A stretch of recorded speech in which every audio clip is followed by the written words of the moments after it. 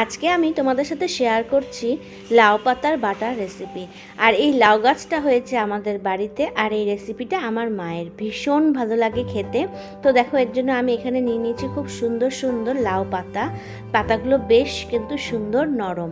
আর এখানে আছে আমার রসুন, কাঁচা লঙ্কা, কালো জিরে, লবণ, সর্ষের তেল আর হলুদ গুঁড়ো।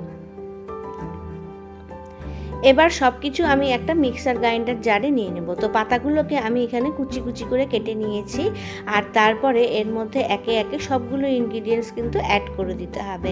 আর এটা কিন্তু আমার মাই বানাচ্ছে, আমি মায়ের রেসিপিটা তোমাদের সাথে শেয়ার করছি। ভীষণ ভালো হয় এইভাবে খেতে, তোমরা অবশ্যই একবার ট্রাই করে দেখো, ভীষণ ভালো লাগবে। তো চলো সবগুলো ইনগ্রিডিয়েন্টস এভাবে অ্যাড করে দিই মিক্সার গ্রাইন্ডার জারে।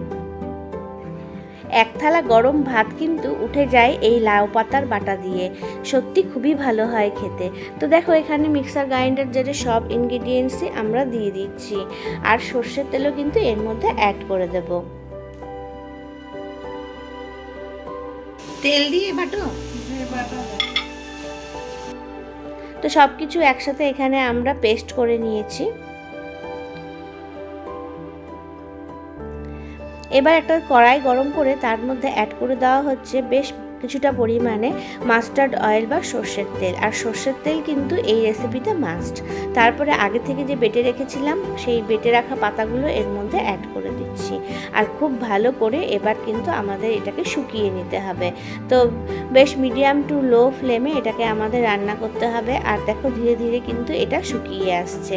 আর কিন্তু কোনো কিছু এর মধ্যে অ্যাড করতে হবে না, যেহেতু আগে থেকেই সব কিছু অ্যাড করে দেওয়া হয়ে গেছিলো। তো ভীষণ সহজ না রেসিপিটা, আর একবার অবশ্যই ট্রাই করে দেখো, ভীষণ ভালো লাগবে খেতে। তো দেখো, এইভাবে শুকিয়ে শুকিয়ে আমাদের কিন্তু পাতা বাটা তৈরি হয়ে গেল। আর বাড়িতে এবার এত সুন্দর লাউ গাছ হয়েছে, তাই ভাবলাম লাউ গাছের সাথে লাউ পাতা বাটার রেসিপিটা তোমাদের সাথে শেয়ার করি। এত ভালো হয়েছিল খেতে। আর এটা কিন্তু ফ্রিজে রেখে কয়েকদিন তোমরা খেতে পারো।